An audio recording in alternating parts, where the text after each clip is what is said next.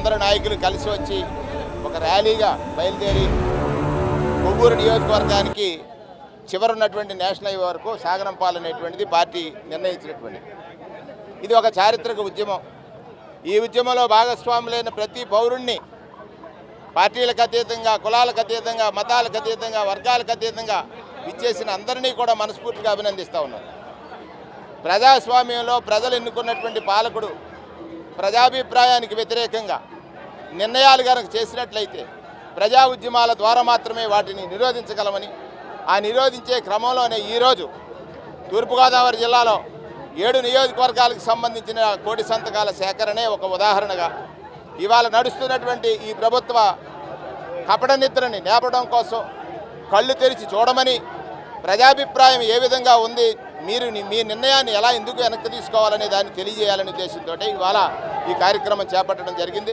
ఖచ్చితంగా ఇది ఒక ప్రజా ఉద్యమం. ఇక్కడి నుంచి బయలుదేరి కొవ్వూరు వరకు ఈ ర్యాలీని తీసుకువెళ్ళి నేషనల్ హైవేలో అందిస్తామనేటువంటి మాట ఈ సందర్భంగా మనవి చేస్తా ఉన్నాం.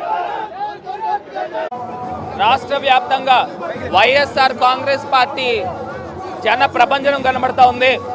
175 నియోజకవర్గాల నుంచి లక్షల సంఖ్యలో ప్రజలు కదం తొక్కి ఇవాళ రోడ్లపైనకి రావడం జరిగింది. మనం చూసినట్టయితే రాష్ట్ర వ్యాప్తంగా జగనన్న ఇచ్చిన పిలుపు మేరకు 175 నియోజకవర్గాల్లో ఉన్న ప్రజలందరూ కూడా మరి ఈ మెడికల్ కాలేజీల్లో ప్రైవేటీకరణ వ్యతిరేకిస్తూ పెద్ద ఎత్తున ఉద్యమము చేపట్టడం జరిగింది.